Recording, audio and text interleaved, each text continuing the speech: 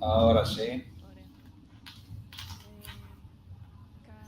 Buenas tardes a todos y a todas. Es un placer, un honor de estar aquí en el Instituto Cervantes para moderar esta charla. En el marco del Festival de Arte tengo conmigo tres escritores muy importantes.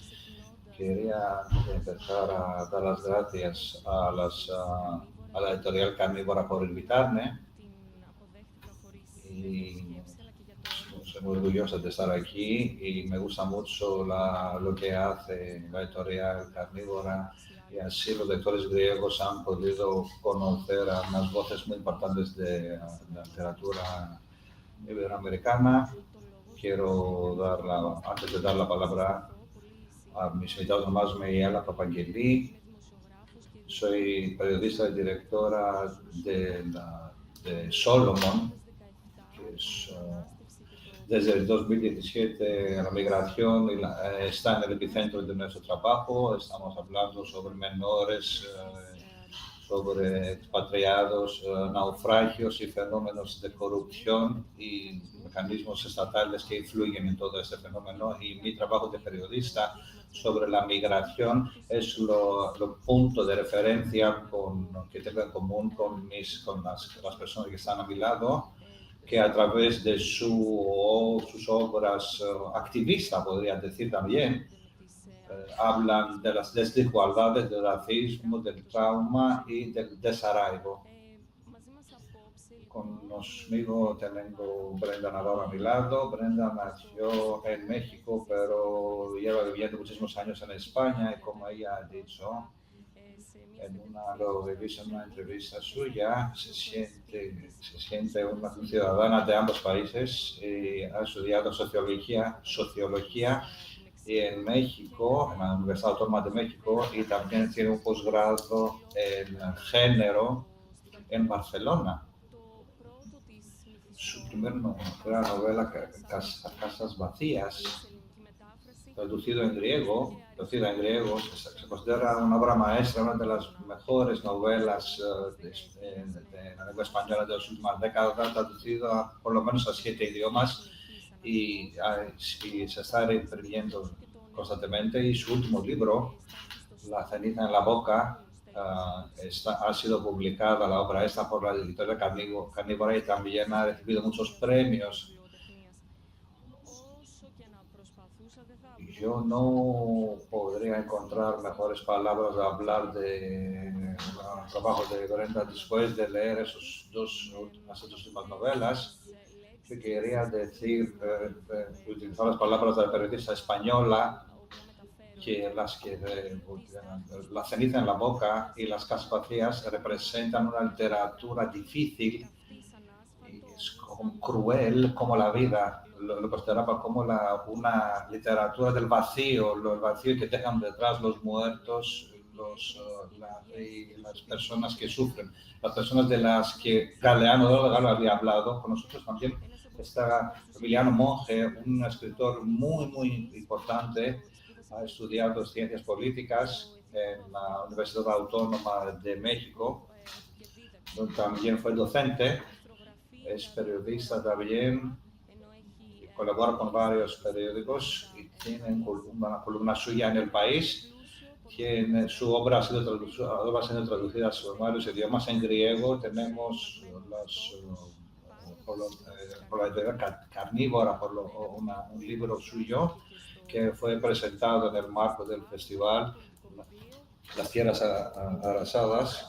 En este libro, Emiliano nos da una visión del México contemporáneo y la violencia en las fronteras, vista todo eso por los traficantes, esa gente que son los personajes fundamentales de su obra, de Tierras Arrasadas. Un comentario personal, algo a mí me conmocionó bastante en este libro. Intenté buscar más entrevistas suyas en las que él habla sobre por qué eligió a meter como personajes a los traficantes. Creo que eso tiene que ver mucho con nuestra charla de hoy. Él dice creo que la literatura es una puerta hacia la empatía. La empatía es uno de los pocos medios que podemos como ciudad deshacerse con la violencia. Lo difícil, lo que requiere más coraje es tener empatía, no solo la víctima, sino también para el victimario. Si podemos mostrar empatía a ambas personas. Y tenemos con nosotros Jesús Kypriotis también, un escritor con su voz muy distinta.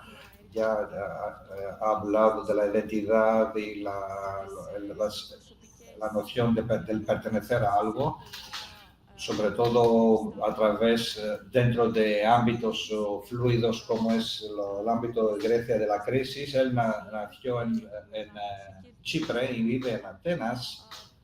Su obra ha sido premiada, entre ellos el premio estatal del nuevo escritor por su obra, Mia Jara. Yo diría a Christos que su escritura, no habla de la migración, pero también habla de las inseguridades existenciales, de la necesidad de encontrar una orientación en un entorno volátil. Eso tiene que ver mucho con el desarraigo, la migración. Les doy la bienvenida a todos y les doy la palabra. Voy a hacer mi primera pregunta. Migración y literatura. Ese es de lo que vamos a hablar hoy. Yo quisiera empezar por invitar a todos a mirar hacia la actualidad y sobre todo en Estados Unidos y en Los Ángeles, donde todos hemos visto esos días las manifestaciones masivas en contra de la política de migración de Trump y la intervención estatal. Vimos también el ejército por las calles de Los Ángeles. Vimos el alcalde de Los Ángeles diciendo prohibiendo la circulación por las calles. Ahora, a la vez, nuestra mirada está hacia Gaza y a los palestinos, que ahora poca gente que han quedado viva está muriendo tanta gente por la hambre y las enfermedades a causa de este embargo, el aislamiento por el Estado israelí. La realidad es muy difícil, como ven todos. El escritor y la literatura tienen una responsabilidad ante esta realidad cruel. ¿Y cuál es la responsabilidad de los escritores? ¿Y puede o debe la escritura ser un acto político? Voy a empezar por Brenda. Okay, well, gracias por tan bonita introducción de las tres personas que estamos compartiendo mesa contigo.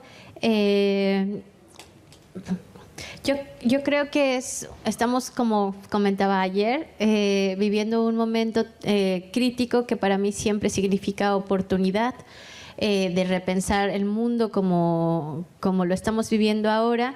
Y por supuesto que los escritores y las escritoras tenemos cosas que hacer, pero más que como escritores o escritoras, como ciudadanía, ¿no? Hay veces que creo que ponen demasiado interés en lo que podemos decir personas que apenas si sabemos qué vamos a hacer con nuestra vida en general, que creemos que hay un pensamiento intelectual mucho más importante que el que tiene la ciudadanía misma. Y a mí me gustaría regresar como el poder a las personas que vivimos todos los días las mismas cosas, porque si creemos que va a llegar a alguien a decirnos un poco lo que podemos hacer desde el ejercicio intelectual o desde el lenguaje, probablemente no suceda nada en particular. En España existe una presión muy importante de que nos pregunten a escritoras y escritores cómo vemos el futuro. Y yo lo que les digo es, no, a mí me interesa ver cómo estamos viendo el presente, porque justamente el presente es lo que tenemos que ir construyendo todo el tiempo en una cosa que yo hago la broma como del gerundio, ¿no? Siempre estamos yendo, ando, etcétera. Y me parece más importante eso, no poner las esperanzas en el futuro o en el razonamiento intelectual, porque hay veces que la necesidad de todo lo que tú has comentado ahora mismo está en los medios de comunicación lo que sucede en Los Ángeles, pero que no se nos olvide que el Reino Unido está poniendo a las personas migrantes en islas, los está aislando, que no se nos olvide que Suecia los está poniendo en cárceles, o sea, que no se nos olvide lo que está sucediendo también en Europa, que es el reflejo mismo de esta necesidad de deshumanizar a las personas que están sosteniendo a todos los estados, ¿no? Entonces, en este sentido, creo que a los escritores y escritoras nos toca jugar un poco con el lenguaje, tener una posición ciudadana y regresarle la palabra a las personas que son como nosotros, digamos, todos los días, porque si creemos que alguien va a predicar el futuro, estamos equivocados. No sé qué piensen ustedes. Gracias, Brenda. Ahora, Emiliano. Buenas noches. Voy a tratar de adivinar la pregunta a través de la respuesta de Brenda y de lo poco que pude escuchar, porque cuando yo era niño vivíamos en un edificio muy alto, muy viejo, y teníamos un interfón que cuando la gente tocaba, nunca podía saber quién era el quien estaba tocando, porque se escuchaba una vibración todo el tiempo.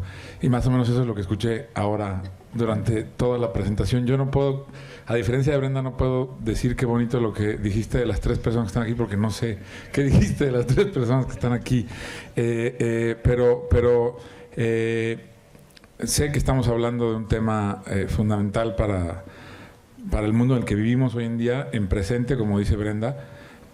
Voy a tratar de no repetirme, o voy a intentar no repetirme, porque hace 2 días estuve aquí hablando de un tema muy similar, por no decir el mismo, porque mi libro trata de eso.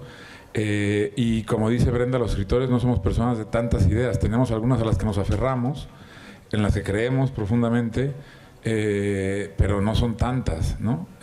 Había un escritor mexicano que decía: la mejor manera de hacer quedar como un idiota a un escritor es preguntándole algo. Y es verdad muchas veces, ¿no?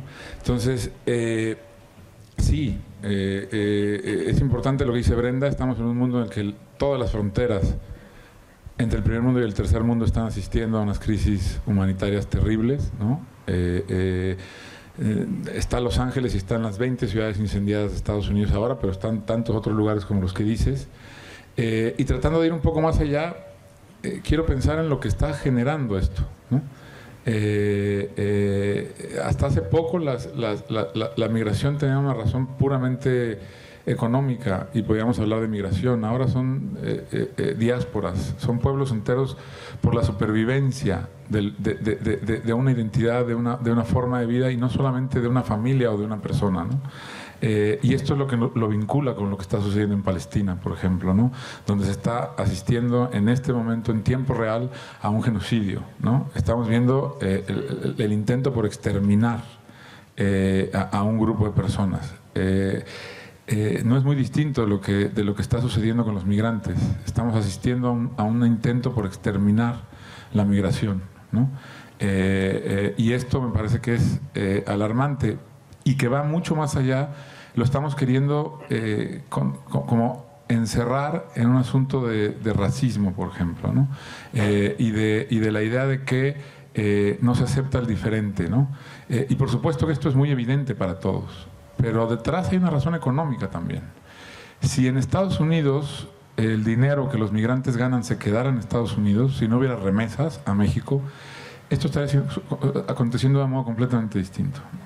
Es decir, así como la población se deja llevar por asuntos de identidad muy fácil, de racismo, digamos, el poder está mucho más preocupado de qué pasa con el dinero, ¿no?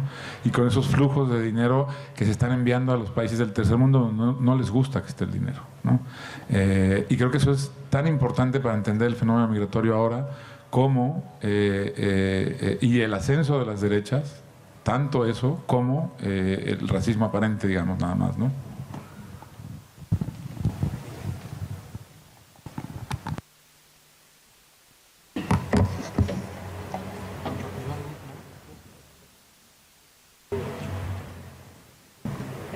Αυτό δεν το χρειάζεται, συγγνώμη, το έχω πάθει. Είναι φοβερό το multitasking αυτή τη στιγμή. Ευχαριστούμε, Emiliano. Gracias, Emiliano. Cristos, me gustaría que quedáramos un poco en esta pregunta y te la vuelvo a hacer a ti también. Tú, a título personal, ¿cómo sientes que esta responsabilidad, si es que existe, de narrar historias que tienen que ver con el trauma y la desigualdad, existe? ¿Cuál es esta responsabilidad del autor y del escritor y de la literatura? Bueno, buenas tardes. De mi parte también estoy muy contento de estar aquí en este panel tan excelente. Este tema es bastante complicado.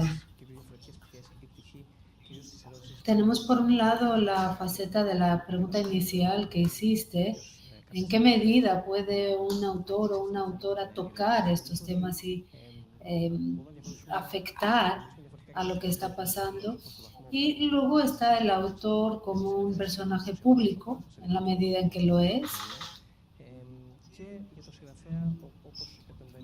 Y luego el autor y cómo interviene mediante su obra.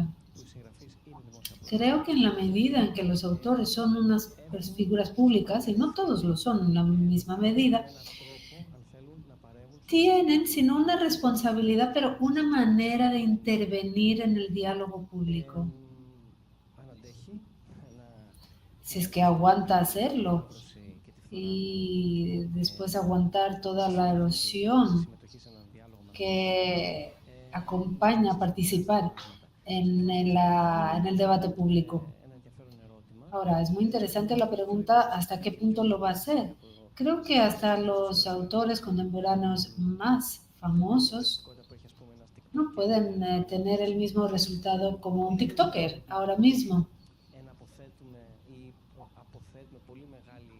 Así que sí, es una pregunta: ¿hasta qué punto le estamos dando mucha responsabilidad a alguien que ya no afecta tanto como antes mediante su obra? Y creo que esto nos lleva a una pregunta más importante: la responsabilidad de cada uno y cada una, las sociedades, sobre todo las sociedades que no son afectadas inmediatamente, o la parte de la sociedad que no sufre directamente de lo que acabas de describir y de todos los otros temas importantes de la actualidad.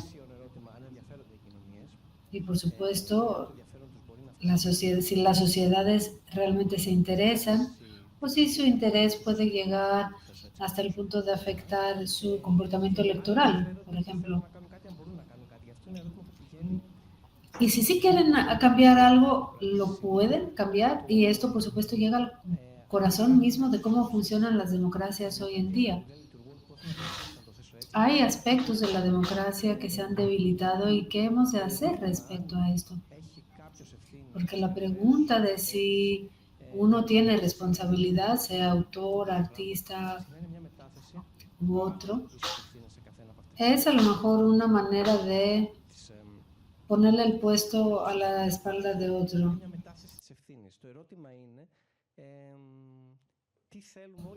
Pero la pregunta es: ¿qué queremos y qué podemos hacer todos? ¿Y cómo podemos tener una conversación más sabia en cuanto a qué puede hacer un autor mediante su obra? Creo que la situación es más difícil, por un lado, porque la literatura requiere tiempo para todos. Hay autores a los que yo admiro que pueden hacer buena literatura procesando directamente los estímulos de la actualidad, pero para la mayor parte de los autores se requiere tiempo.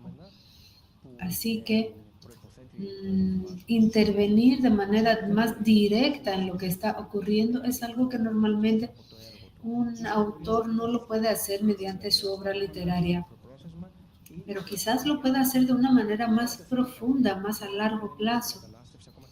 Y la literatura, aunque no hable de la migración o de otras cosas como las que acabas de describir, toda literatura buena nos enseña a adoptar perspectivas diferentes de la nuestra, a imaginarnos como otros seres, viviendo situaciones totalmente diferentes de las nuestras.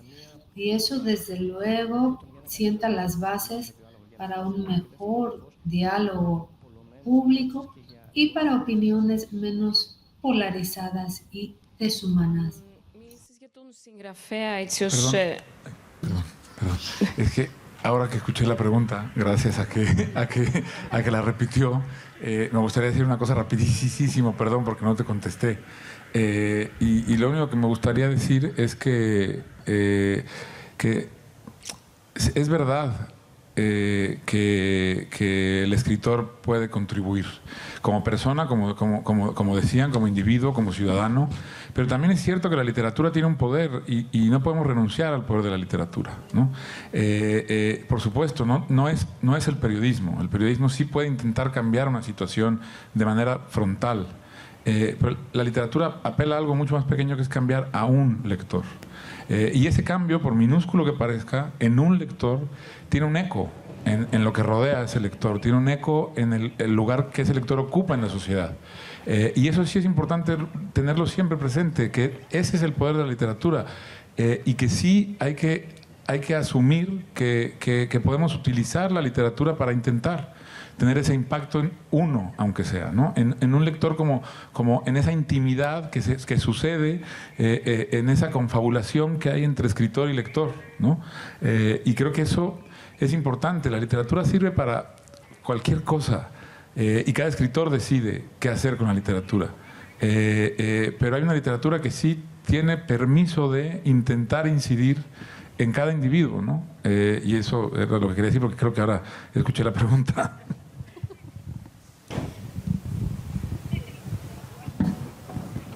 Ωραία. Θα έλεγες δηλαδή, θα έκανες αυτό τον διαχωρισμό. O sea que tú harías esta distinción entre lo que es el periodismo, que tiene la capacidad de influir directamente en las políticas mismas de la migración, mientras que la literatura se encuentra más en el ámbito existencial interno de cada lector, como una herramienta de comprensión y un puente para la empatía. ¿Harías tú esta distinción?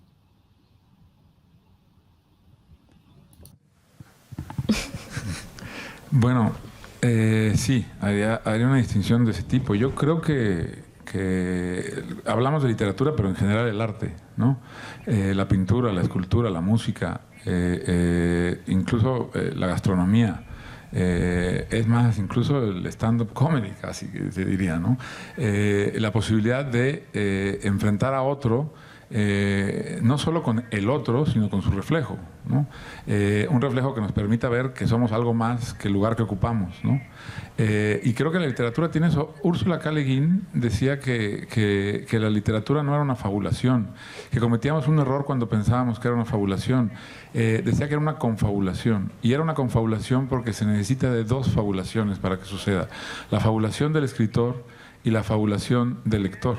Eso no sucede en el periodismo. Eso sucede en la literatura y en el arte, ¿no? Esa posibilidad de trasladarte, de cambiar de espacio, ¿no? Y eso es algo que acontece, ¿no? En el acto artístico, en el acto estético, digamos, ¿no? Y sí me parece fundamental tratar de reivindicarlo, ¿no? Y de muchas maneras, incluso en la palabra, ¿no? Pensemos. Yo acabo de hablar antes de Palestina, y me podrían decir por qué un mexicano viene a hablar de Palestina, ¿no?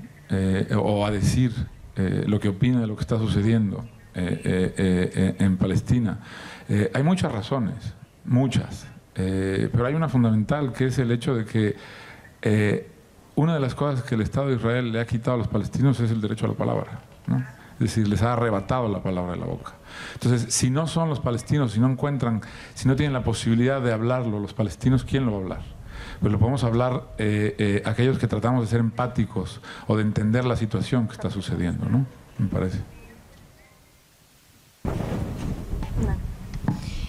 Θα ήθελα να ρωτήσω λίγο για την δίνει πάσα, δηλαδή, Bueno, προς τα εκεί που πάει για την συγγραφική. sobre esta línea quisiera también preguntar sobre el proceso literario y la importancia de la investigación o el trabajo en el terreno, el comenzar con las personas y escuchar los testigos.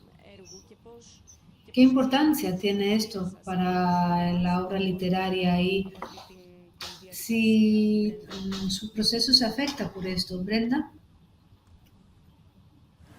Bueno, en mi caso, como ya había comentado, mi proceso fue al revés, ¿no? Yo primero escribí la ficción y después la ficción tuvo un impacto dentro de los lectores y de las lectoras que me acercaron a, por un lado, a las madres buscadoras de sus hijos que están desaparecidos y por el otro lado a trabajadoras domésticas, que además Emiliano me invitó a hacer una crónica para el Festival de Centroamérica Cuenta, en el que escuché los testimonios de trabajadoras domésticas latinoamericanas viviendo en España.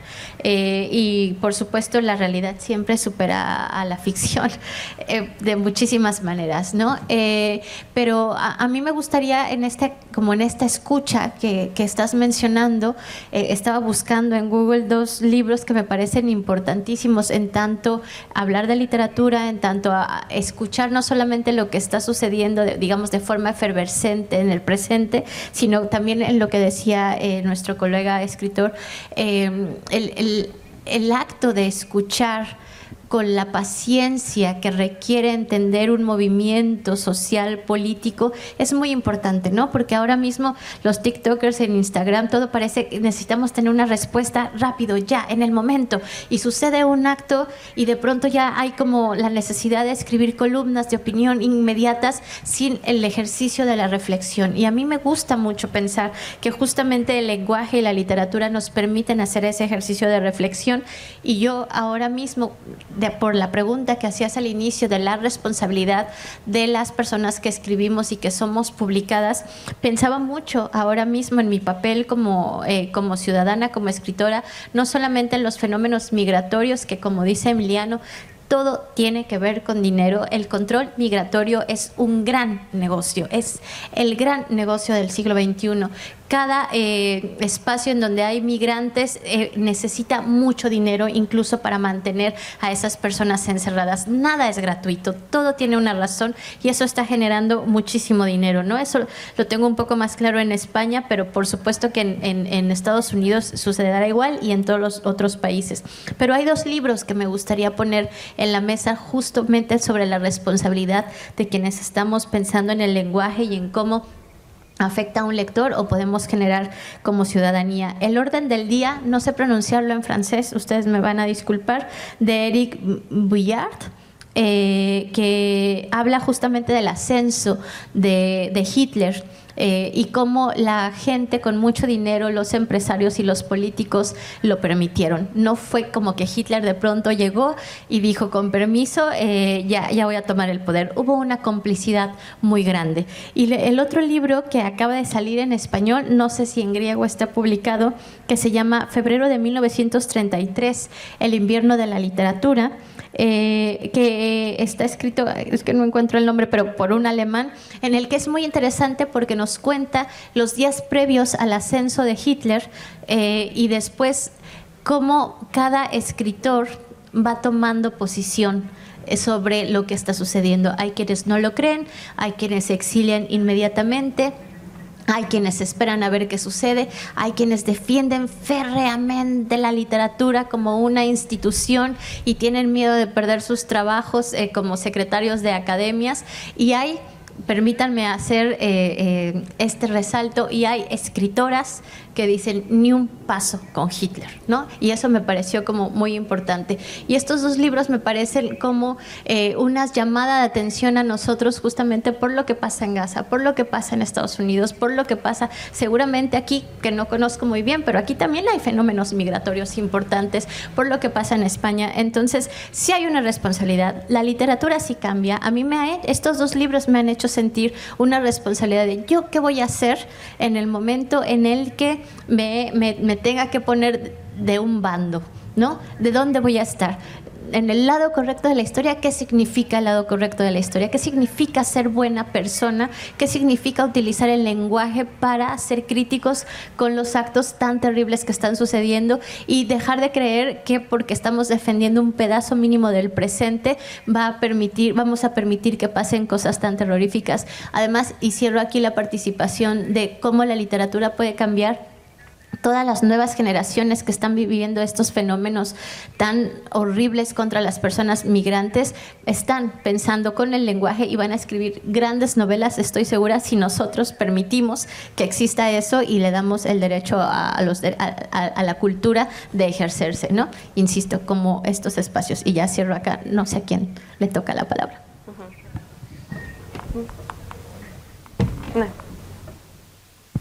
Χρήστο, τα έχουμε μπερδέψει, συγγνώμη. Θέλεις να προσθέσεις κάτι σε αυτό? Όχι, ωραία. ¿Quisieras añadir algo, Christos? Sí. Me parece que en esto que dice Brenda hay una cosa que hay que pensar también, y con lo que decía Cristo antes también, y con respecto a lo que mencionas en la pregunta y en el comentario, que es que es muy fácil pensar que el valor de una vida está en cómo la vivimos, ¿no?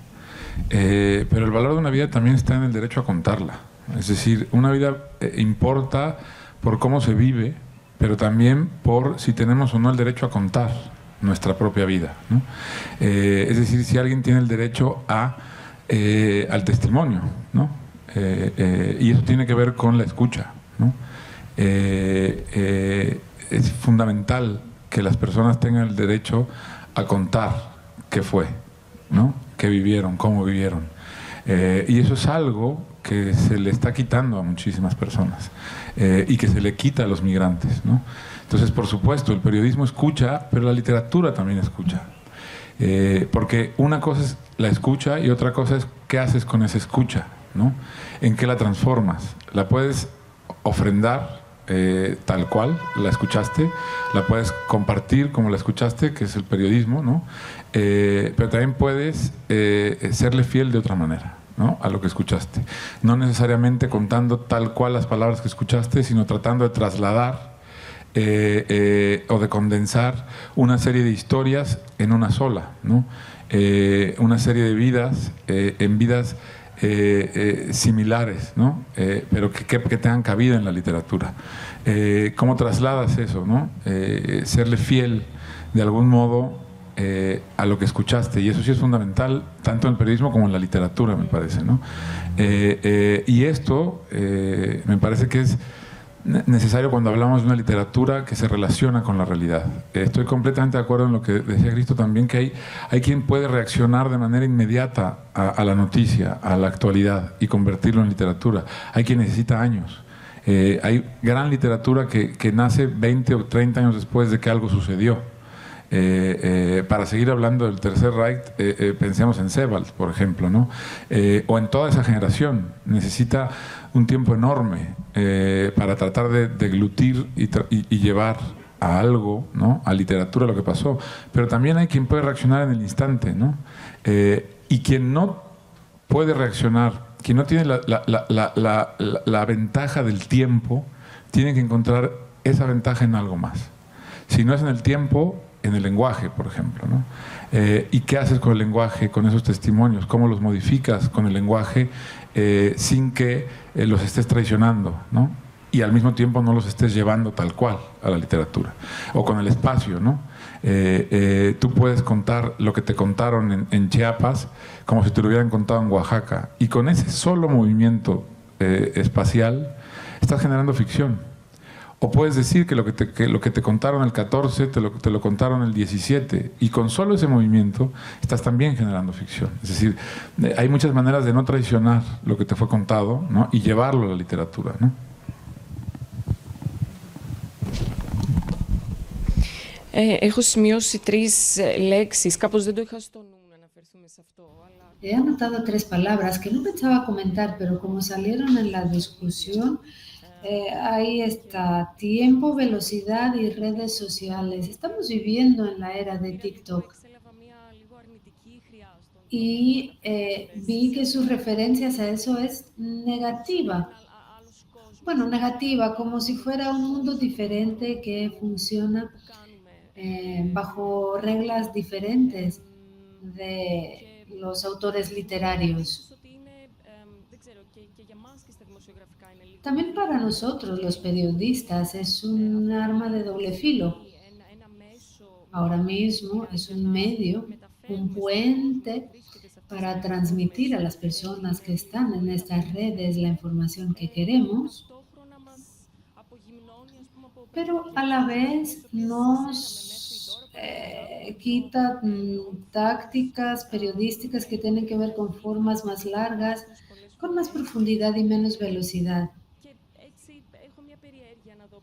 Y siento curiosidad, ¿cuál es su postura en cuanto a las redes sociales y cómo las usan, si es que las usan, de modo que puedan reforzar su obra literaria?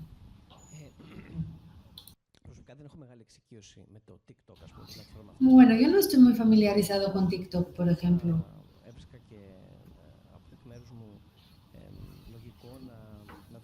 Así que no creo razonable hablar negativamente de algo que no conozco. Solo he visto unos pocos videos por curiosidad y imagino que puede haber también cosas interesantes. Sí, no guarda mucha relación con la literatura como la conocemos o con el que escribe ficción. Así que no siento que hay una relación de competencia entre los dos. La relación de las personas con las pantallas y con la narrativa a través de las pantallas ya lleva más de un siglo de vida, y siempre hay una razón entre los autores para ser pesimistas en cuanto a cómo la ficción va siendo desplazada por la forma dominante de narrar. Primero fue el cine, después fue Internet, y parece que esta caída no tiene fin. Yo no quiero formar parte de esta narrativa, pero sí está claro que cambia nuestra relación con la actualidad. Este consumo rápido de la realidad, un procesamiento que no puede ser tan profundo por ser tan rápido, resulta en que la actualidad a nosotros nos llegue ya comentada. No vemos primero el hecho para esperar después el comentario. Nos llega como si fueran lo mismo, como si estuvieran juntos desde el principio. Y esto yo creo ha cambiado, no ahora, desde antes, ha cambiado nuestra relación con el cuento y el contar, el narrar.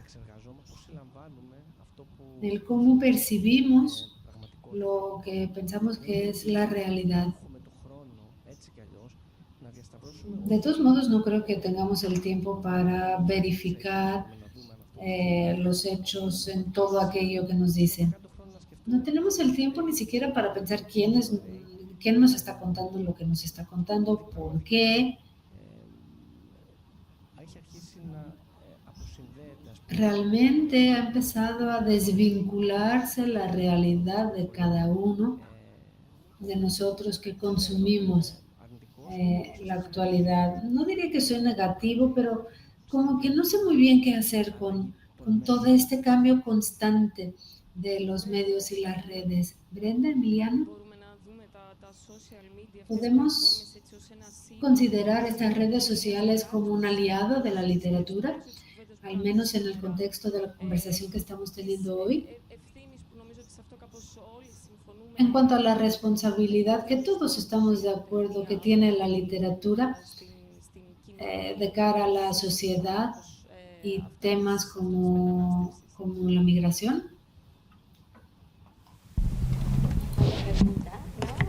¿Me escuchan?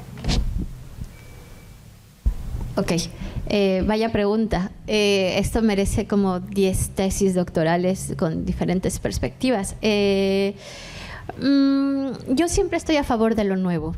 Siempre voy, si me dan a elegir entre lo que ha sucedido y lo nuevo, voy a ir por lo nuevo, porque lo nuevo justamente se está construyendo y eso me parece mucho más interesante. Parece que no, pero la anécdota que voy a contar creo que es significativa. Tengo una hija de 9 años, estábamos en un hotel, había un teléfono fijo, le dije vamos a pedir servicio a la habitación, descuelgo la bocina, marco, y entonces ella por curiosidad cuelga. Le digo, ¿pero por qué cuelgas? Me dice, no sabía que era el botón de colgar. No tenía idea de lo que significaba un teléfono fijo. No tiene idea de eso. No cree que exista el mundo sin internet. Si eso es lo que ellas están viviendo, me interesa ese mundo. Me interesa cómo lo están concibiendo ellas. Y además hay una cosa muy importante de las redes sociales, con todo lo terrible que tiene, es que las personas jóvenes sienten que tienen la posibilidad de ejercer su voz. Y para mí eso es importantísimo. ¿Cómo va a resultar? No tengo idea. Si eso va a ayudar a que haya grandes libros de la literatura, tampoco lo sé. Si eso va a ayudar a que haya movimientos sociales en que la juventud pueda sentirse que está siendo escuchada, para mí es una gran noticia. Realmente creo que es una gran noticia. Yo no soy consumidora de TikTok, pero me ha tocado ver algunos que me manda mi hija mayor y yo digo, si yo hubiera tenido la capacidad de generar esta narrativa con esta forma tan contundente de explicar algo, vaya por Dios, yo ya sería rica al menos, ¿no? Entonces yo confío mucho, soy muy optimista. Lo que pasa es que Cristo dijo algo muy importante: si es solo para consumo, ahí está el problema, ¿no? Si todo es solo para consumir, para tragarlo de forma pasiva, es muy peligroso, pero lo vamos a tener que comer y vamos a tener que ver las consecuencias. Pero si sabemos ver de qué forma seguimos utilizando esos medios de control, porque son medios de control de las narrativas y de la forma, nos conocen perfectamente, puede ayudar. Yo soy de la generación en donde Twitter nos permitió generar redes de escritoras latinoamericanas en las que compartíamos nuestros libros, si vivían en Chile, si vivían en Costa Rica, si vivíamos en España. Sí podemos utilizar la tecnología a nuestro favor, lo que pasa es que hay que estar pues muy avispados para que no nos coman como nos están comiendo. Yo siempre voy a apostar por el futuro. ¿Ya? Bueno, hay poco que añadir a lo que dijeron. Estoy de acuerdo en términos generales y en particulares. No sé, yo tampoco soy alguien que le tenga miedo a la novedad, digamos, ¿no? Y creo que este es un buen lugar para recordar la historia. Y no sé por qué ya me pasó hace 2 días y voy a volverlo a hacer. Estoy en Grecia y me voy a atrever a contarles una historia de Platón, pero a Platón le tocó vivir el momento en el que a alguien se le ocurrió que aquel que dictaba no tenía que dictarle a un solo copista, que podían haber 6, no sé por qué fueron 6 sino 5 o 7, pero se le ocurrió que mientras dictaba podían hacer 6 copistas tomando dictado y no uno. Ese es el origen de la copia, digamos, ¿no? Y Platón dijo que era el fin de la cultura, que eso significaba el final. ¿Qué es lo que han dicho con la imprenta, con el cine, con el teatro, con el cine, como decía Cristo, con cada nueva cosa que aparece, y se dice ahora con las redes sociales? Y creo que Verena tiene razón, es cómo las usamos, ¿no? ¿Para qué se utilizan? Y desde dónde nos relacionamos con ellas. Yo también creo que tienen muchísimo. Yo tampoco tengo TikTok. Tuve Twitter y terminé exhausto de Twitter y lo cerré. No me queda ninguna más que Instagram y no la cierro porque no sé dónde más ver videos de mapaches. Si yo supiera dónde más ver videos de mapaches, ya no tendría ni siquiera Instagram, ¿no? Pero veo cómo se relaciona la gente con ello. También, sin embargo, creo que sí está modificando ciertos procesos, y con respecto a la literatura uno muy claro, ¿no? Creo que sí hay una confusión de pronto entre cargar contenido y publicar. Y esto sí es una confusión que creo que es importante esclarecer, porque esto afecta al periodismo y afecta a la literatura, ¿no? Y tiene que ver con la inmediatez, tiene que ver con el control de la verdad, y que ya ni siquiera importa. Mientras ellos están generando una serie de mentiras incontrolables y una cascada de mentiras incontrolables, nosotros estamos preocupados por algo que no existe, que es la verdad. Porque no existe, ¿no? Y entonces estamos preocupados por una cosa que ni siquiera importa, ¿no? Hay una cosa que es la velocidad, y ante eso lo que necesitamos hacer es calmarnos y pensar. Y las redes sociales, por supuesto, que sirven también para calmarse y pensar. La cosa es cómo se utilizan, ¿no? Y creo que eso es fundamental. Y ante la literatura impacta de muchas maneras. Es decir, es muy evidente, ahora uno entra en las librerías de cualquier lugar del mundo y las mesas de novedades están llenos de libros sin literatura. Porque están desapareciendo los diarios, están desapareciendo las revistas, lo que queda son esas noticias que no son noticias, porque ya ni siquiera nos preguntamos si eso pasó o no, lo que queremos es el impacto de lo que dice en las redes sociales, ¿no? De pronto parece que eso fuera suficiente, el impacto de algo, ¿no? Y la gente está buscando la noticia en otro lugar y la está encontrando en las mesas. Se están publicando y publicando libros que lo que son es noticias, no literatura, que lo que cuentan es algo que hace un año o hace más, hace 10 años era material de un periódico, digamos, ¿no? Y eso sí es importante pensar que tenemos que, porque sucedió con el cine, no fue el fin, pero sí hubo que repensar la literatura. Sucedió con el teatro, no fue el fin, pero sí hubo que repensarla.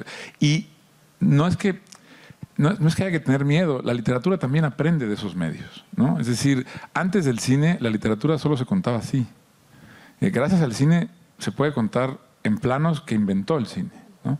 Y de pronto el narrador mira desde arriba o mira en picado. Eso no existía antes y eso se lo tomamos el cine. Y lo mismo pasará con las redes sociales, ¿no? Pero sí hay que estar constantemente alertas a cómo está sucediendo la relación entre una cosa y otra, me parece, ¿no? Solamente quiero agregar algo que acaba de decir Emiliano.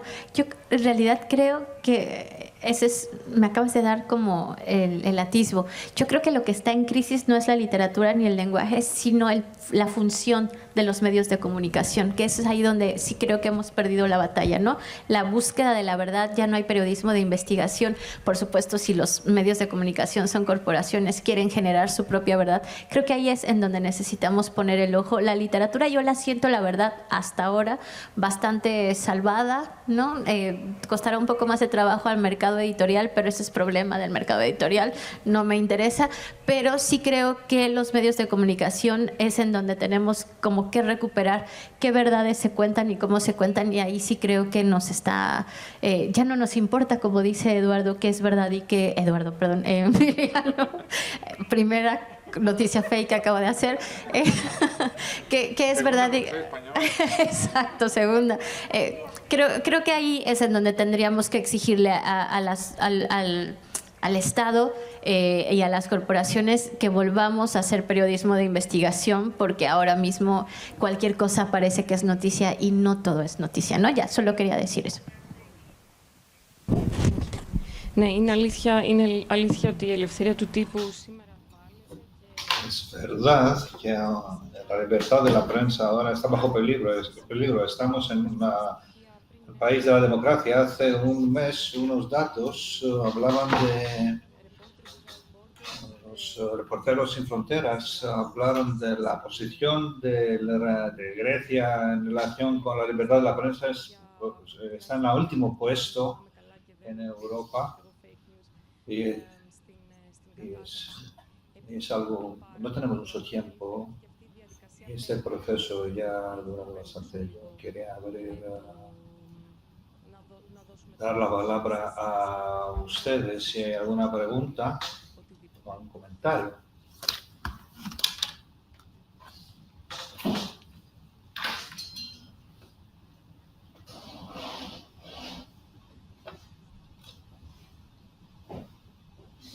Buenas tardes. Gracias por esta charla tan interesante. Quería comentar más que preguntar sobre lo que dijo Brenda Navarro. Cuando leí su libro Casas Vacías, me impresionó bastante que vi dos historias vistas por la madre, pero por una parte oscura de la maternidad. Y yo entendí que tiene que ver con algo impuesto sobre la madre por la sociedad. Es una maternidad impuesta por la sociedad. Y una de las personajes pensaba hacer un viaje a España para poder tener acceso a una sanidad mejor, un nivel de sanidad mejor, para un aborto.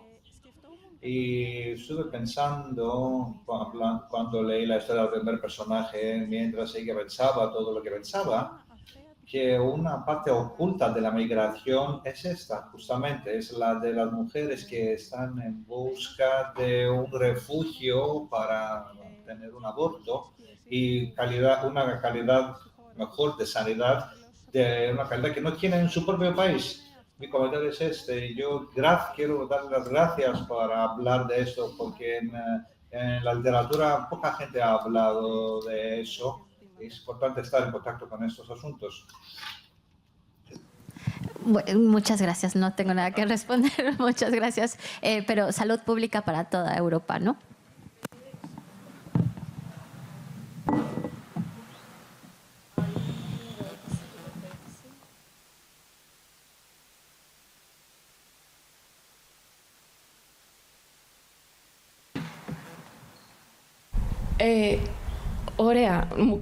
Bueno, acaban de decirme que ya hemos pasado el tiempo. Muchas gracias a todos ustedes que están a mi lado y a todos ustedes aquí, los espectadores. Gracias por compartir esta charla con nosotros. Muchas gracias.